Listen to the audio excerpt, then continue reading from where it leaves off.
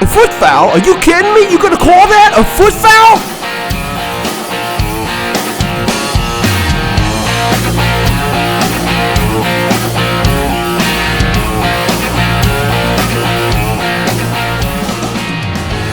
So, what's a Mary Ellen?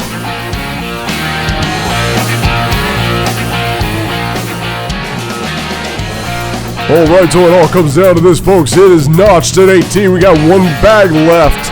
He pulls back, fires, and it's gone!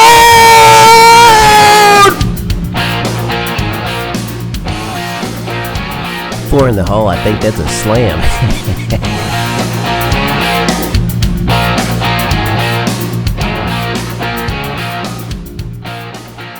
Welcome to the second episode of the Baggo podcast. I'm your host, Todd Williams, Vice President of Sales and Marketing for Baggo. Episode 2 focuses on two guys, Neil Reed and Michael Oakes. Why these guys? Well, they're the defending Baggo National Champions. Now you may be thinking, National Champions for Baggo? Yep, that's right. The Baggo National Championship is going into its 7th year this year and features over $3,000 cash and prizes. These guys are two of the best in the business, so we wanted to sit down with Team Reed Oakes and hear about their preparation, determination, and much more. This episode is brought to you by the Flying Saucer Draft Emporium, where we will sit down for some great food, a few suds, and a conversation with the 2018 Baggo National Champions, Reed Oakes. All right, tonight we are recording our second ever Baggo podcast. We're here with Team Reed Oakes. Let me start with the obvious, guys. How's your life changed since winning the 2018 Baggo National Championship? Oh man, it's a life changer for sure. You know, it's hard to go out in public and eat these days. You know, everybody want an autograph. You know. No. We just nobody overlooks us, and we're always trying to do good and win the next tournament. Because if you're not focused, you can lose any tournament there is. It's just a national tournament and the state, they're the big ones, so you got to get up for them. You practice a little more for those, and some of the smaller ones you might not be on your game for those and could trip up. And that's a good point because you think about the big ones and you want to get prepared for them, but when you guys go to any tournament now, I mean, you got to have a mark on your back, right? You feel like that? Yeah, teams, they know who we are, and we see the same teams, the top teams, every time we go to a tournament. So it's always a really good competition, and they know we're going to get their best when they see us. So let's go back to the beginning. So think about, when was the first time? Do you guys remember the first time you played Baggo? Do you remember the first time you saw it? And you're like, what's that? Yeah. So my brother-in-law, he's from Hot Springs, Adam, and we played at his house one time, and he was dating my wife's sister, and now they're married. But he used to beat me down, and I tried to play him, and he was really good. He'd played a lot before that, and that was my first time. And he really motivated me because I was competitive and got tired of getting my ass whipped. So I got better, and eventually. Adam and I were partners at times throughout the years. Yeah, first time I ever played the game was probably Neil's back porch on his back deck. Just invited me over for probably grilling on the back porch and having some beers and tossing some bags. So that's how I got acquainted with the game. Playing for fun or playing for cash, or? No, just playing for fun. Just a little competition. We got in with the Baggo League, and there was another team that was in town that we were good friends with, Baggo Dicks, and they'd come over, and we'd all end up just playing, and man, we'd play till 1 o'clock in the morning, and it was competitive, and everybody got better. There's some good names out there, isn't there? Yeah, ours is probably the most generic. Yeah. Yeah, well, I mean, but that's funny. We've had some interesting matchups in the past that I couldn't have scripted it. I won't mention them here, but it's funny how sometimes you'll have you'll have 70 teams in a bracket, and you'll have similar teams play each other. do you remember what's the first, like when you saw Baggo, do you remember what you really liked about it? Like, was it just the competition aspect, and now that you're older, maybe you're not playing sports, or is there anything specific that you just kind of stood out to you and kind of made you want to start playing? It just reminded me of a childhood game, toss across, where you used to play, when you're a child, and they got the tic-tac-toe, the X's and the O's, and you throw it across and try to play tic-tac-toe. So it kind of reminded me of that childhood game that I liked when I was a kid. So it was fun to play as an adult too. Definitely. Yeah, I just kind of got addicted to trying to throw it in the hole and score as many points and be accurate. And I'm a perfectionist, so I just tried to work at that a lot, and it was fun. What made you guys decide that you wanted to try to compete, and like do tournaments? I mean, did you guys sit there one night and just say, hey, we're looking pretty good, or did you, what happened? Well, so I'm from Dumas, and there was a little festival down there, Ding Dong Days, and there wasn't a lot of tournaments, 10 years ago, so you tried to hit what you could and find what you could, and so I knew about that one, and we went to it one year, and we didn't win, and then like after year 2, we started winning. We just kept going back, and then there started to be more and more tournaments. There was another one close to there. I think it was a Heritage Days in Gillette, and we had a battle in that one. We won that one with somebody else against somebody else that from there that had won all before. Yeah, and it was pretty intense, and so it kind of gets your adrenaline pumping, and you get addicted because you want to do it again. Yeah, back then we were just playing for Baggo boards. That's right. Yeah, there was no cash, man. Yep. You just wanted to win another board. We were excited, and that win another board was the pinnacle. Yep, that was it. Nice. So you guys have obviously won at the low, some of the smaller tournaments and some of the bigger ones. What makes you want to keep doing this? I mean, obviously, it's kind of like any sport, pool or basketball or anything. You got to keep practicing. I mean, what makes you want to keep going? Well, right now the payouts are huge. I mean, the state and the national are both paying $1,500, and then there's some more that are easily $1,000 and $500 plus. So that's a lot of motivation just to hit those up and win them, do as well as you can, and stay consistent. Yeah, and we know all the top teams, they're practicing, so we got to practice also to stay in shape for it. And Neil, he beats me down pretty good. He's always calling me, "You practicing today?" He's always on top of me, which I probably deserve that. About your shots, do you guys know what hold or grip you use? Do y'all know the lingo? Do y'all know what holds you actually use? I basically use the 3-finger grip. I don't know the technical term. Kind of a pinch. Yeah, kind of pinch it. Get a little bit of corn. Get a little, a third of the corn in there with it, and take out the slack. Yeah. And I try to teach that, but some people don't listen. Hey. But I do the same thing. I do the pinch. Probably get like a third of the corn in there, and just kind of getting kind of like a runner's start, my foot at the front of the board, and just make sure I'm consistent with my throwing, be consistent with my technique, so I can just copy that over and over and have a good follow through and go for the hole. So when you come through on your follow through, is your hand right side up or upside down? My fingers are pointed down like my hand's in a cookie jar, just like you would do a jump shot or something like that, any kind of follow through. Same. Okay. Well, you kind of both, I watched you guys over the years, you kind of both have a little bit of a quirky shot. Neil, you're a left-hander, so you present a matchup problem for many people. You have a very high shot with a high finish. You kind of look like Michael Jordan holding your finishing shot there. A lot of times it goes in, so you do look like Jordan.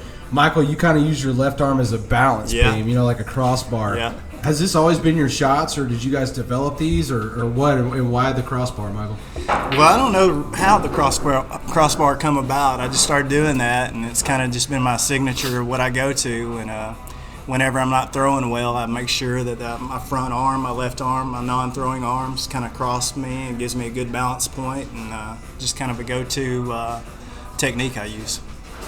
Yeah, and I always throw high. If there's something on the board, that way you don't have to worry about having to slide around it or it blocking you or it messing you up. Just go for it. If I have to slide, I can. If I want to push one in, I can. But most of the time I'm just trying to drop it in high and going straight in the hole. So let's talk about your preparation. Is there a certain way you guys train? I mean, like if let's say we got the Baggo National Championship coming up in October. Today is September 4th. You know, what's going to be your training schedule? I mean, is it like every night or is it once a week? I mean, Neil, I'll be honest, I've heard that you've been known to practice in the parking deck at your office during lunch. Is that true? That is true. I first started out with Oaks playing, and then his sons were playing travel ball, so he was out. And then I started with my brother-in-law Adam, and then his son started playing travel ball, so he was out. And then I had a friend at work was a contractor, and he wanted to just throw.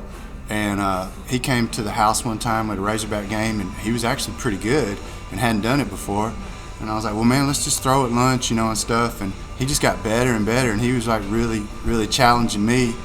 And then that year, we entered tournaments, and we just didn't do great. He was, I think he was really nervous. It was his first tournaments.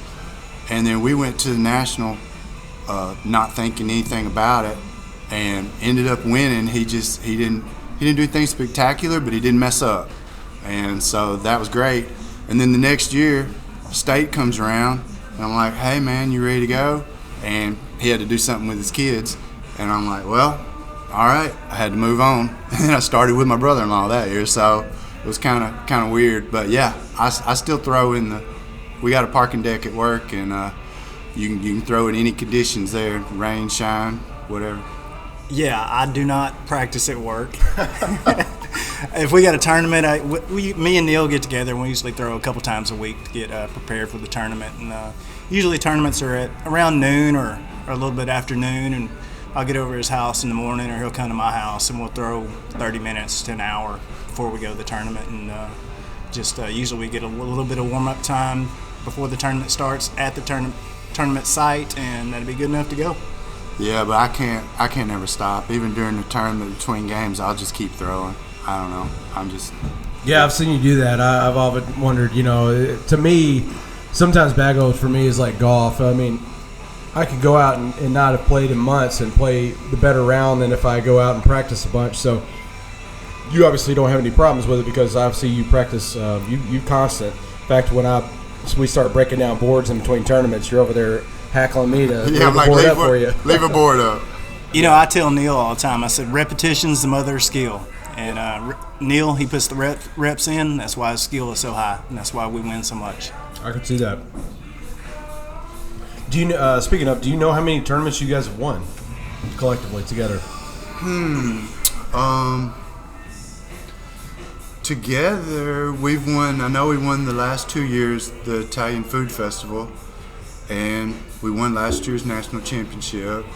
And I think I counted 7 or 8 last year in 2018. Yeah, we won a lot of tournaments last year. So I would say we're somewhere in the teens total. So yeah, probably 12 to 15 range. Do you know what your all-time winnings are approaching? Ooh, I don't know, but I know I had to claim it on taxes last year. So this year it's going to be Neil's turn. Yeah, I'm not sure on that. All right, let me give you an easier one here. Do you know how many Baggo games you guys actually own? I own about 14.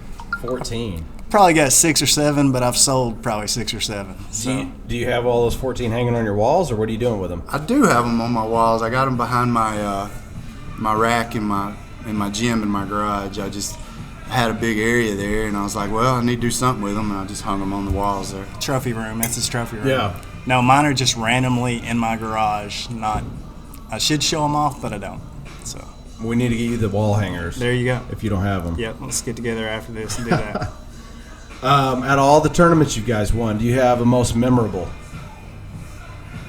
I would say my first one was pretty memorable. I remember we were playing with the Teabaggers, and it was my throw, and I had like 1 or 2 around the hole, and if I put it in, we won, and it went right in and carried another one in with it, and it was pretty exciting. This was back in 2014, so that was kind of a big deal for me 5 years ago, and And also that was the year I was playing. I wasn't playing with Oaks. I wasn't playing with my brother-in-law. I was playing with that one guy that I practiced with in the parking deck. So. Yeah, I would say the Italian Food Festival's been a lot of fun the last couple of years. So even some of the smaller tournaments, like there was one in Gillette, had a lot of fun. It was a big festival atmosphere, so it was a good time there. And my kids went to that one, so they had a good time riding the rides that were going on. So it was an all-day event. So that was a good one. Nice. We'll have that going this year at the 2019 Baggo National Championship. It's at the Arkansas State Fair. It's going to be Sunday, October 13th, and we'll have lots of rides. There's armbands that you can get for all-day rides. Sign up early, you get parking and admission. I haven't even released all this on the website, so you guys are actually the first people to hear about all this. Great. Awesome. All right, so we talked about your most memorable event. Is there a certain match you would look back at and say you'd like to have that one back? Yes. This past state championship. Yeah, I knew you was going to say that. We played twice, against the team that was undefeated. We beat them the first time. And then the second game, very, very close. I think we were down 15-20, and I scored 5 to tie it up at 20. And I feel like I left a point on the board. I really didn't know what the score was at that time, and so that kind of haunts me there. So that's mine. Yeah, I agree with Neil on that one. That was a tough loss. What's the longest distance you guys have ever traveled for a tournament? Have you ever been out of state, or have you just done all Arkansas? Pretty much Arkansas. We went down to the steak festival in Magnolia. That was quite a ways. That was a great tournament too. Afterwards, they treated us to a free steak, so we got to pick steak of our choice after winning that tournament. Nice. What'd you go with? It was a ribeye. It was a medium rare, of course, the only way you could have it. And we've been to Pocahontas. That was pretty far away, but yeah, Fayetteville. Yeah, Fayetteville. Yeah, around Arkansas. That's where most of the tournaments are. I really don't know of any Baggo tournaments outside Arkansas, honestly. They're out there. I mean, there's in fact, there's a guy. I'm going to do a podcast with him coming up. He's in Sea Isle, New Jersey. He's been raising over $13,000 a year for his charity, and we're going to get him on the phone here soon and talk to him. But yeah, they're all over. Sometimes we try to post as many as we can to our website. Sometimes they're out there and we don't even know about them. I actually search Facebook and the internet weekly looking for them. Just some people will host a tournament and not even tell us about them, and we try to make sure everybody knows about them as much as possible. But as far as going out of state, I mean, you guys are obviously one of the best teams in the state. What would it take you to go, let's say there's a tournament in Chicago or Las Vegas, what's the prize purse got to be to get Reed Oaks to grab a plane ticket and hit the road? Man, I think it had to be 2,000. 2,000, we got that here. Right. You don't even got to leave. Yeah, exactly. We don't leave. We don't leave. Yeah, somewhere around something that would cover our costs, travel costs, and hotel, and maybe a little going around money on top of that. So. Okay. So when I get a tournament out of state for $5,000, I'm going to expect to see you guys. We're there. No doubt. All right.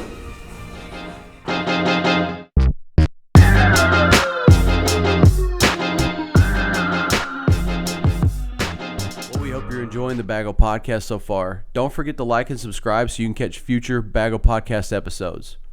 Wanted to take a minute and tell you about episode 2's sponsor, the Flying Saucer Draft Emporium. The Flying Saucer was founded in 1995. They offer a wide variety of imported and domestic craft beers with a full pub menu. The Flying Saucer is family friendly. They got a fun, casual atmosphere with daily fire sales on food and beverages. They have trivia nights and many other themed events throughout the year. The Flying Saucer has locations across the U.S., including Arkansas, Missouri, North and South Carolina, Tennessee, and Texas. Hey, next time you're flying through Dallas-Fort Worth, the DFW airport, check out the all-new Flying Saucer in Terminal D for a quick bite. We hope to see you land at a Flying Saucer soon. Now let's get back to our conversation with Neil Reed and Michael Oaks. Okay, so speaking of interesting dynamic for the Baggo National Championship is that we've never had a repeat team. However, Neil, you've been a part of 2 championship teams, 2014 you were with Steve Perry, and you were Team Bagman. And then 2018, you're as Reed Oaks with Michael. So you got a few teams. You mentioned this earlier. You got a few teams that you play with. Do you choose anymore? Or are you pretty much with Michael, or do you got a substitute, or do you have a roster that you kind of go down, or do you have a hierarchy? Neil, I got to think Michael's got to be your top priority now, right? Right. Well, you better say yes. So I started off with Oaks, and then his son started with the travel baseball, so he had to get out. And then my brother-in-law, who's good, he's the one that kind of taught me how to play, Adam James. So I picked him up, and we were doing good. We won state once, and we've got some seconds in national. And then his son got into travel ball, so he was out. And then just at that same time, Oaks' sons got older, and they're out of that travel, so I brought Oaks back. So we're here. So unless he has some more kids, we're good. No, I do not have any more kids, so we should be Batman and Robin for quite a while, and I am Batman of the Batman and Robin, just not in Baggo. He's the Batman of the Baggo. So let's go back to 2018. Okay, so Baggo National Championship at Riverfest here in Little Rock, Arkansas. You guys start out 2-0, okay, and then you get destroyed by a team named the Scrollers. Oh, yeah. Which I couldn't pick them out of a lineup right now. Now, I've seen them before. They probably are in a lineup. In round 3. So you guys lose in round 3. So you're 2-1. And I don't really know the number off the top of my head, but it was a big field. It was 50 to 60 teams. You guys are in the losers bracket where you're going to have to win out. I mean, completely win out. What are you thinking at that point? Do you remember? Yeah. So I do remember. Shortly after that, we played a team from Jonesboro that had some Steelers gear on, and they were good. And it was a tough, tight game, and just kept battling. We won that one, and then we just kept. The one positive being in the losers bracket for me is you just play continuous, and I like to just keep rolling. Yeah. And you just play one game, then you play the next, you play the next, and we just kept playing and getting better. And then that game that we lost, we totally overlooked them, and we ended up playing them again. Yeah. And then quarterfinals. Yeah, we did really well. It was like 21-5 or something. So we did not overlook them then. And so we just kept I running. remember that game against the Jonesboro team. It was after we lost, and I was like, I think we were behind by a few points, midway of the game, and I felt like we were right there in it, and I was like, we might as well win this all. Just get on a hot streak and just go after it and win it all. And we got hot, and we kept rolling on through that tournament. Yeah, so you guys went on to win 5 games just to get out of the losers bracket. So you guys are 2-1. You win 5 straight. Then you get to the championship where you got to face Natorade, which you guys have played multiple times, or you played one of the team members from Natorade before multiple times. A very good team who, by the way, hadn't lost all day. So not only did you guys have to win 5 straight, you got to sweep them at that point.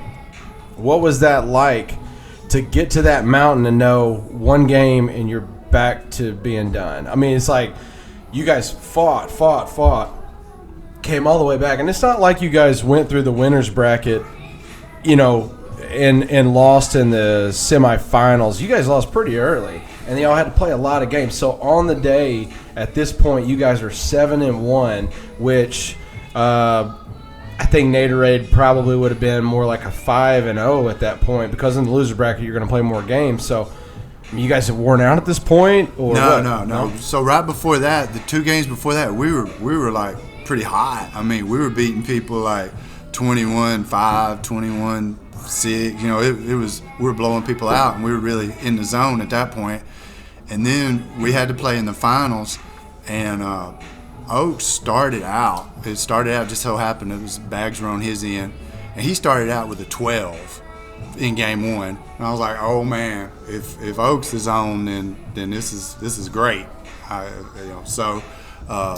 and then we did well in that game. Yeah, and in the then, second game, you started off with the 12 to start the second game. So we jumped on them early, and it really gave us confidence to go ahead and finish it off.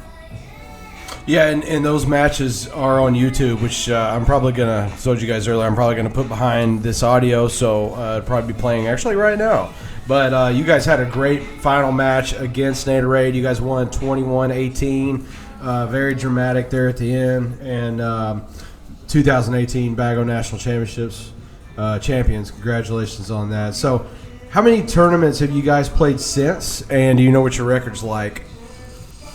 2 or 3 tournaments, and we've came in a couple seconds, a couple first. Won an Italian food festival, went down south, won a tournament, got second a couple tournaments, and I think that's about it for this year. Not a whole lot. Yeah, we got second at Oakland. Yeah. And then I think right after that we had the Italian Food Festival, we won that. And then we got second at Ola. And we didn't make it to Magnolia. Hadn't been a lot. Mm-mm. That's one thing that's interesting about Baggo is that you can be on, you guys can win the national championship, and then the very next weekend, lose a tournament that you're playing for $100 in.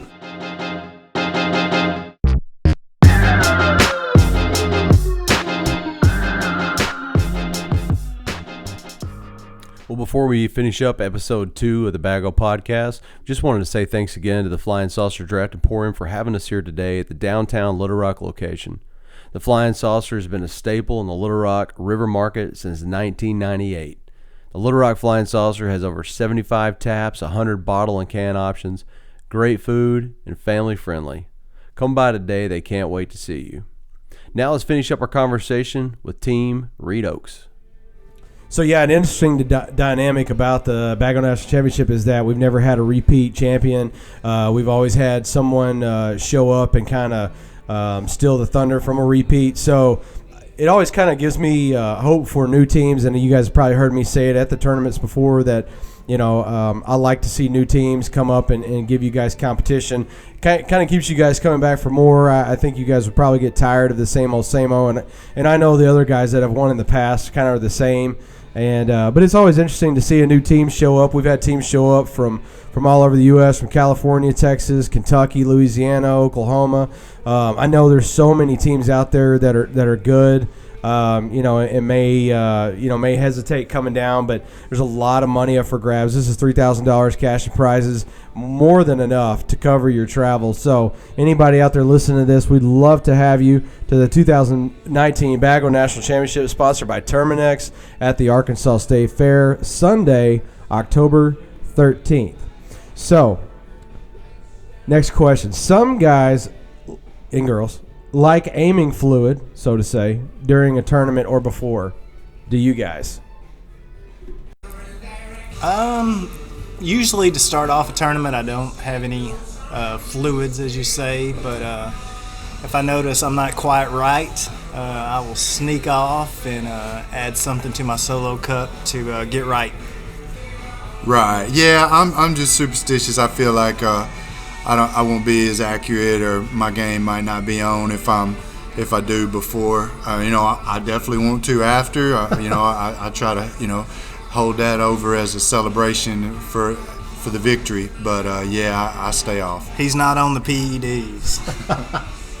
So you guys, spouses, significant others, or whatever, do they expect you to come home with money now? Like if you show up empty-handed, do they really get on to you, or what's that like at the home life nowadays? That's the first thing my kids ask when I walk through the door. Did you make any money? Can we have a little bit? We need to buy some fishing lures or some kind of new fishing rod or reel. So yeah, that's one of the first things they ask. No, my wife's cool. She's supportive. She's fine. Whatever happens.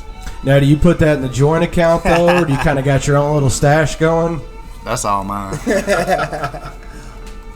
Gotta watch out. She'll take it to the mall the next day. That's right. Wilkinson Mall.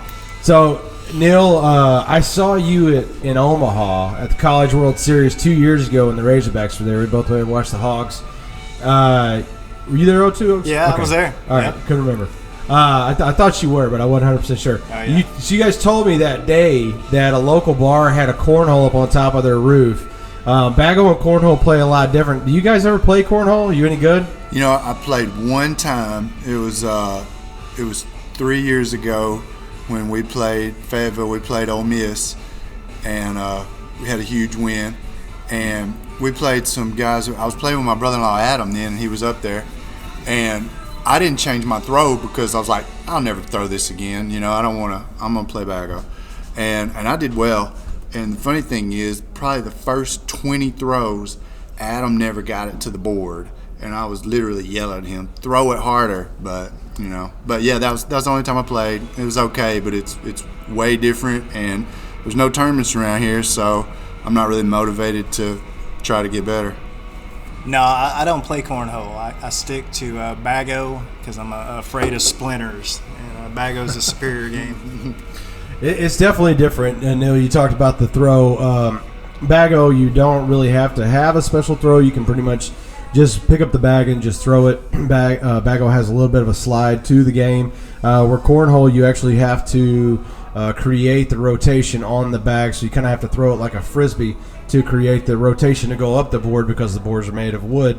So it's definitely a different game. I was just curious if you guys ever played. I know a couple years ago, I think it was the first 2 years of the Baggo National Championship, we had a 7-time cornhole champion come down to Little Rock and compete. He didn't do bad. I think he took second and fourth one year, but it just shows you how different the games are and how different the play is. Actually, little known fact, Baggo actually makes both games now. We make a lot of wood games for the promotional industry, but you can get both on our website. So, if you're a person that, you're a Baggo player, maybe you want to try your hand at cornhole, we do have those available. They're all handmade.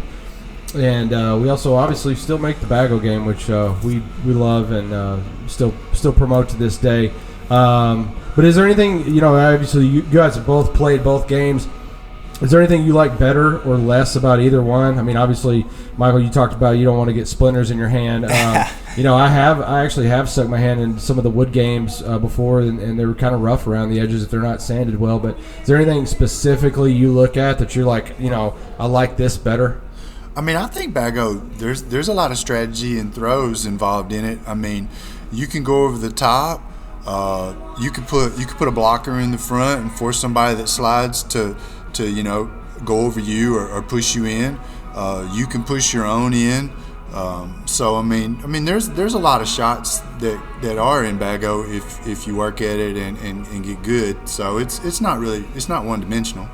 Yeah, I like Baggo. You got the string that kind of gives you the right distance each time you pull it out to play the game, so it's easy to set up. It's very portable. I like it. I know every time cornhole is on ESPN, I get 20 calls asking where I'm at and why am I not playing. So I could definitely see that. Everywhere I go, people are asking us, is that us on ESPN? But it's definitely growing the sport. It's a great thing for Baggo and for cornhole, and I hear about it everywhere we go, which is pretty interesting to hear. Definitely played, they're 2x3 boards versus 2x4 boards.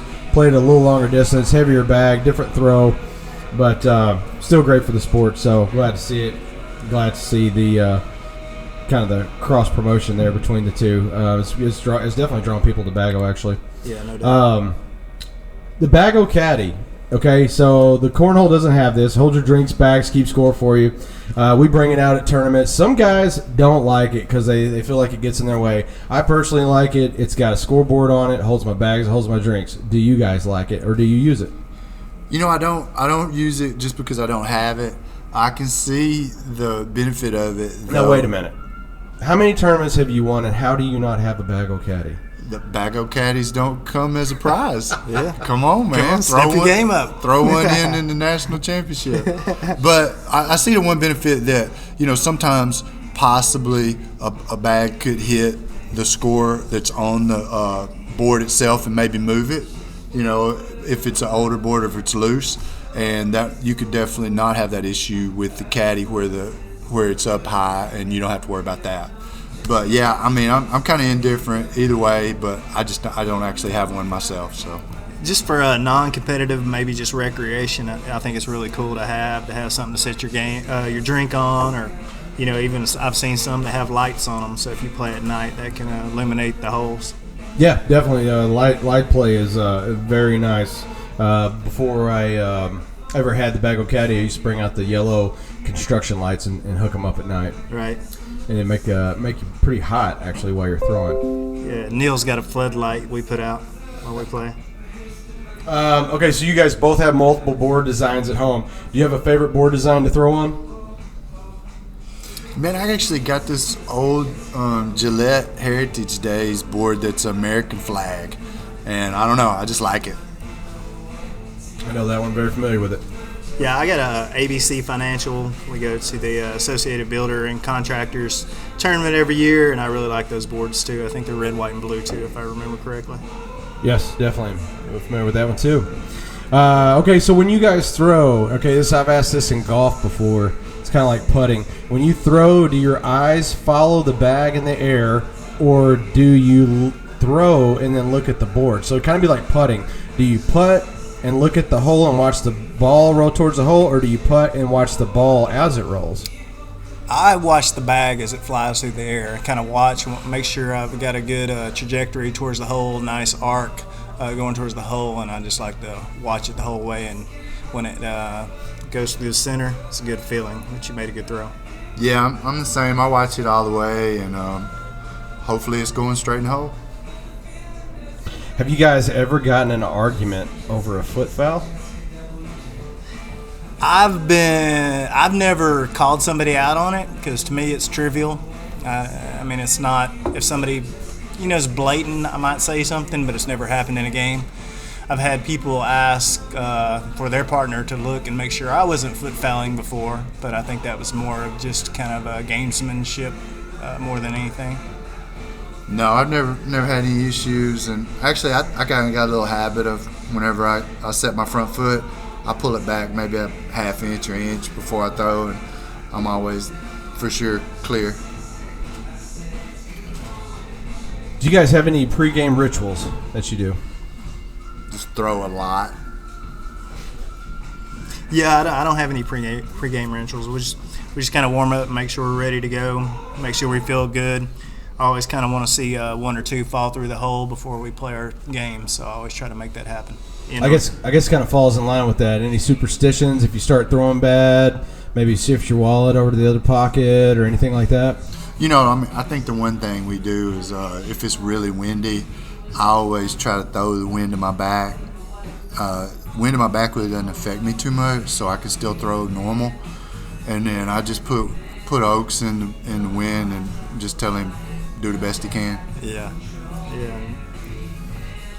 All right, guys. Well, we're excited to see you guys. If you guys can repeat as champions in the 2019 Baggo National Championship, October 13th at Arkansas State Fair in Little Rock, Arkansas. Before we get you guys out of here, our good friends at Flying Saucer only agreed to let us host the podcast if they could sponsor a team. So we told them we had a pretty good one for them. So the Flying Saucer would like to be y'all's sponsor for the 2019 Baggo National Championship. They're going to get your full entry paid. You guys will have T-shirts from the Saucer to wear. Now, how is that for a marker on your back? That sounds great. That's awesome, great. Awesome. Cheers. Thank you, Flying Saucer. Love it, Flying Saucer and Mr. Baggo. That's right. Well, thanks again to Neil Reed, Michael Oakes for joining us tonight. Thank you guys for listening to episode 2 of the Baggo Podcast. Hope you've enjoyed the interview. Don't forget to like and subscribe to the podcast. We hope to see you at the Baggo National Championship presented by Terminex at the Arkansas State Fair, October 13, 2019. Come compete against Reed Oaks and many other players from around the nation for over $3,000 cash and prizes. We hope to see you there. Thanks for playing Baggo, the best backyard game ever. Nice. Dude, that was awesome. Was that not like a first run?